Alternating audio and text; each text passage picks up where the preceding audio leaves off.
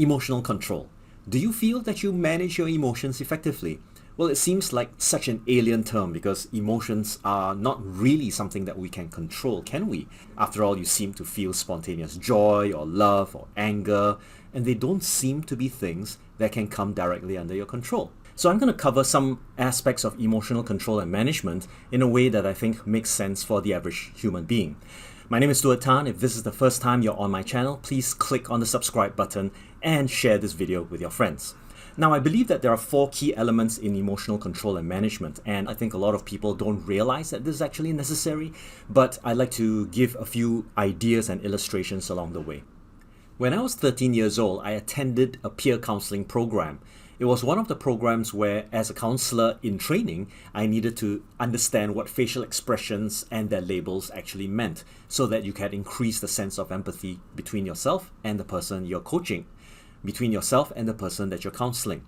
And I found that really liberating because on one hand, while I was learning about other people's emotions, it gave me a wonderful tool to understand my own. So this is the first A, called awareness. I believe that in order to create a sense of control over our emotions, we need to be aware of what kinds of emotions we're actually experiencing in the first place. Now, nobody ever questions why we feel good emotions because we are happy or whatever it is. Most of the time, we tend to question our negative feelings. And I think that's a little bit of a misnomer. When you take a look at these 2 different sets of feelings, the first idea of having good feelings as something that you don't question also means you don't get to repeat them on a regular basis, isn't it? After all, if you're constantly happy and you don't know why it's being created, then you stand a much lower chance of actually recreating that experience given the conditions it was in the first place. I think regardless whether it's a positive or negative emotion, you need to find ways to understand where they came from and how you actually develop them. So there are a few ways by which you can develop awareness. One of it is through a coach. If you find that it's very difficult to get a handle on your own emotions, sometimes a growth coach like myself could actually help. And if it so happens that you're interested in having that conversation, what I'd like you to do is click on the link down below so that you can apply for a conversation. When I first started off studying psychology and counseling, one of the most crucial aspects of my interest was to understand my own emotions. I mean, as a 13-year-old entering into a peer counseling program where we were being taught how to study emotions and become counselors to other peers, I found that particular series of exercises in terms of identifying and labeling emotions quite empowering. In fact, all of a sudden, I had this sense of, oh, I know what I'm feeling right now. But many people don't go through that kind of exercise. It took me a few days to get used to it. It took me a few more months to kind of like read and understand the nuances between different feelings. But that was the starting point, which brings to mind the very first requirement for emotional control and management, which is known as awareness. Now, how do you build awareness? My background is not just psychology and organizational leadership. I also deal with neuro-linguistic programming. So many people may not realize that neuro-linguistic programming is a tool that also enables you to model after people and their nuances.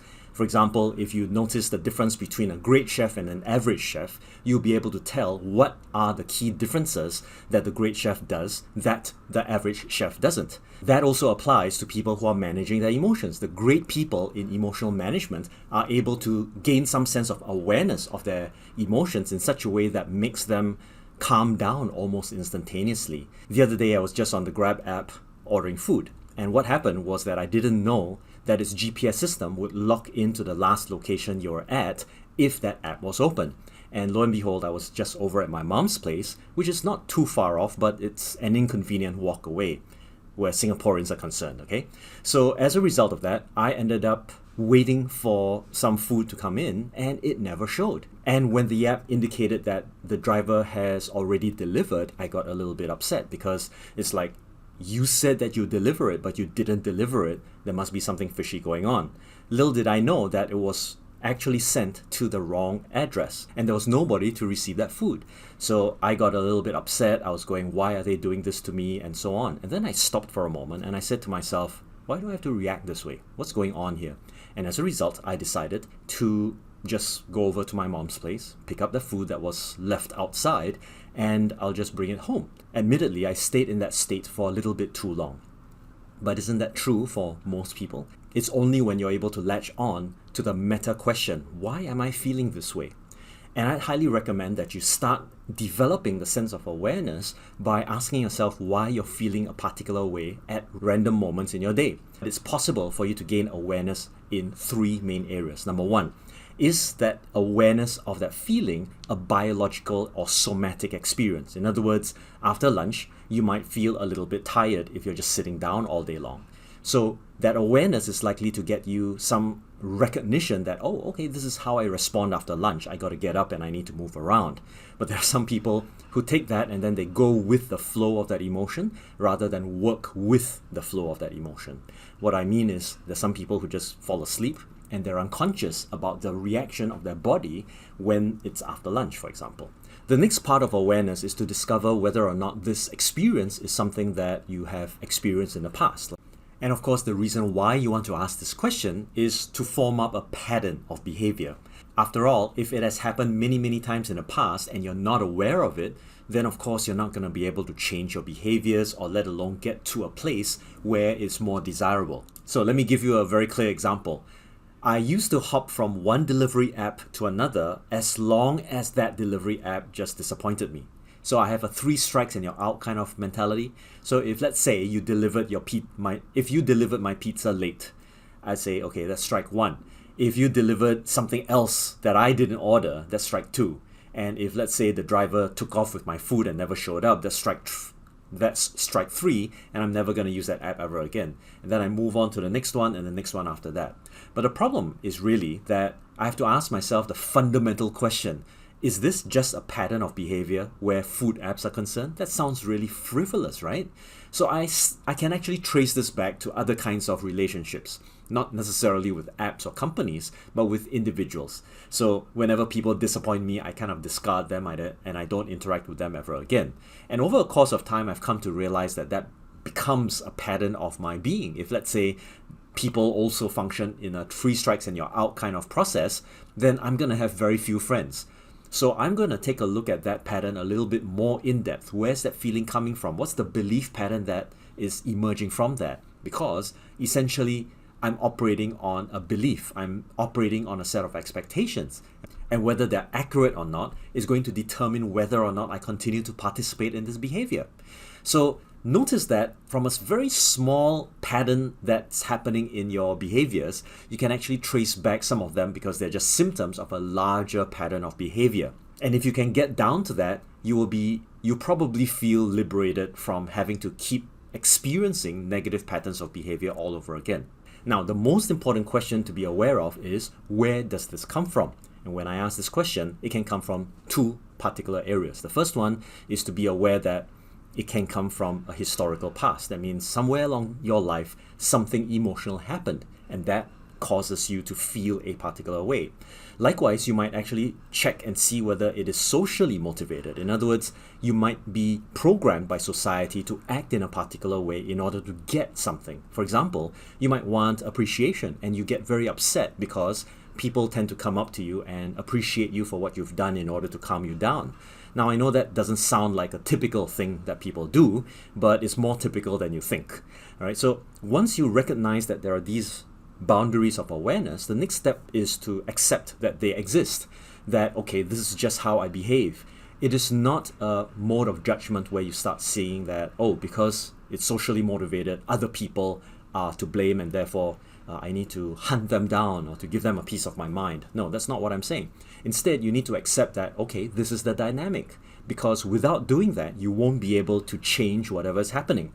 In that sense, an acceptance of what is going to allow you to aim your emotions. So for example, back in 2017, when I had a massive business failure, I spent over $250,000 attempting to build a business. Unfortunately, as I was building this up, I wasn't able to recognize that there were some flaws in my hiring processes. As a result, all that money went to waste. And before long, I realized that I created for myself this really deep hole that I had to dig myself out of. And I was so angry at that point of time, I decided to channel all of my energies into doing the one single thing that I was good at and that I could do really well. And I started to get more deals. And the not so surprising thing, as far as I can tell right now, is that in 2018 I made far more than I did in 2017, which was a little bit of a miracle because I was doing it all myself. So that was a turning point. I began to realize, my goodness, I'm able to do this. I started the awareness cycle. I began to accept that was, it was my mistake. There's no way to run away from that. I had to aim it, which is the third thing about emotional control. You aim it in a particular direction. To be fair, if you're not pissed off enough, sometimes you can't utilize that emotional arousal, that emotional state, to move you in the same direction as your goals. Most people, unfortunately, they use the right states in the wrong direction. I have to clarify, I'm not talking about right or wrong states as a judgment. I'm saying that a state can be very useful that garners you a step in the right direction. For example, you can procrastinate overspending, and that's a useful state. But it's not so useful when you procrastinate telling a loved one who's about to die that you love them. So there's a distinction between what is useful versus what is not very useful. So you need to recognize that even a negative state, like anger, can be reframed as motivation and drive, so that you can aim it and move yourself in the right direction. But your biology doesn't really recognize that as anger. It only recognizes that this rush of adrenaline going on inside your body, this rush of cortisol inside your body. So how can you then move in the direction once you know that you've got a heightened level of energy? And the last part, which was what I discovered, was the appreciation of this ability to flex the direction where I'm aiming this gun. So if I'm aiming the gun at myself and getting resentful, angry, yes, I'll be poisoning myself. But if I'm taking this weapon and aiming it at a target, I might actually hit the bullseye. So for the record, it's actually quite easy for you to manage your states. But in between each and every one of these steps, there are some nuances that you need to pay attention to. And these are the things that require quite a fair bit of heavy lifting. You need to confront those negative emotions. You need to be willing to actually embrace those negative emotions up to a certain point. It is because you are constantly resisting these negative emotions, that's why they tend to persist a lot. After all, when I say don't think about certain things, like don't think about a glass of water, don't think about an elephant, those images tend to come into your mind. Getting emotionally well calibrated is going to serve you in the long run. So I want you to recognize that those 4 key components of emotional control and management, awareness, acceptance, aiming, and appreciating, are part of a very broad structure. To make it very practical, firstly, I want to understand the context, because just because you're aware that you're angry in one context doesn't necessarily mean it works well in another context, right? As I mentioned to you, depending on the context, you can experience a heightened level of anger that is appropriate. The second thing is when you accept. I know a lot of people think of accepting negativity as a bad thing. And yes, in general, as a rule, it is. But I'm talking about accepting that emotions are part of you as an individual. And if you decide to discard that, then you're actually discarding a very useful part of yourself. The next one about aiming is not so much that you're going to aim it at a person. You're going to have to aim it at your own desires and your own goals and vision. If you don't know how to do that, and you don't know how to set what we call well-formed outcomes, even though you've got a lot of energy and drive, you're going to end up disappointed. And most importantly, knowing how to shift your state so that you can become more proficient at getting from one state to another flexibly and adaptably is also a very highly valued emotional state.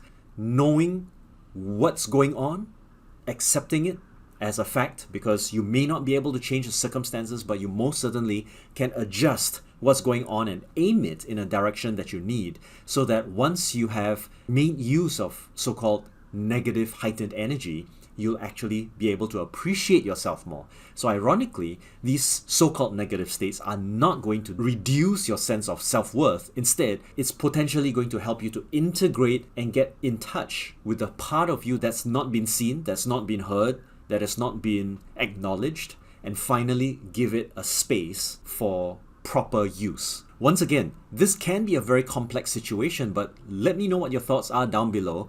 And the offer to help you understand your emotions a little bit better by accessing the coaching application link is still open to all of you.